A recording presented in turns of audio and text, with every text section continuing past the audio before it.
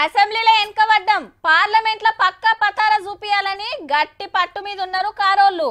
ఓట్లు ఎప్పుడో తెలియదు కానీ ఇప్పటికెళ్లే నియోజకవర్గాల మీద నజరేసిండ్రు. 17 పార్లమెంట్ నియోజకవర్గాల లీడర్లను గులాబీ భవన్ కు పిలిపించుడు, పార్టీ పరిస్థితి అరుచుకునుడు, పబ్లిక్ లో బలం పెంచుకుంటానికి ఏమేం చేయాలనో పెద్ద లీడర్లు సలహాలు ఇచ్చుడు. ఇయాల సుత గదే కార్యం పెట్టుకుంటే గీ పంచాది ముంగట పడ్డది. కారుల మల్లొక కాక పుట్టింది. ఇటు పట్నం మహేందర్ రెడ్డి సారు, అటు పైలట్ రోహిత్ రెడ్డి సారు. ఖుద్దు బీఆర్ఎస్ భవన్ లోనే ఇద్దరు లీడర్ రంచర్లు లడాయికి దిగినరు. పార్లమెంట్ ఎన్నికల పతారా చూపిస్తానికి అన్ని నియోజకవర్గాల లెక్కనే లీడర్ పిలిచి మాట్లాడుతున్నారు కదా. ఇవాళ చెవెళ్ళ లీడర్ పిలిచిండ్రు. అయితే స్టేజ్ మీద పైలట్ రోహిత్ రెడ్డి సార్ ఒకటే కిందికి దిగిపోవాలి, తాండూరు ఎమ్మెల్యే అభ్యర్థిని మారిస్తే ఖచ్చితంగా గెలుద్దుము అన్నారట మహేందర్ రెడ్డి సార్ మనుషులు. హరీష్ సార్ ముంగట్నే పంచాయతీ నడిచే వరకు బువ్వ తిన్నాక మాట్లాడుకుందామని అడిగి బిరేకేసిండు.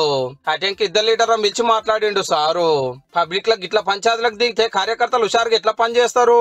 మళ్ళొక పారి ఇట్లా ఏద్దు, కలిసి పనిచేయాలి, చెవెళ్ళే పార్లమెంట్ గెలుస్తానికి కష్టపడాలని చెప్పిండట.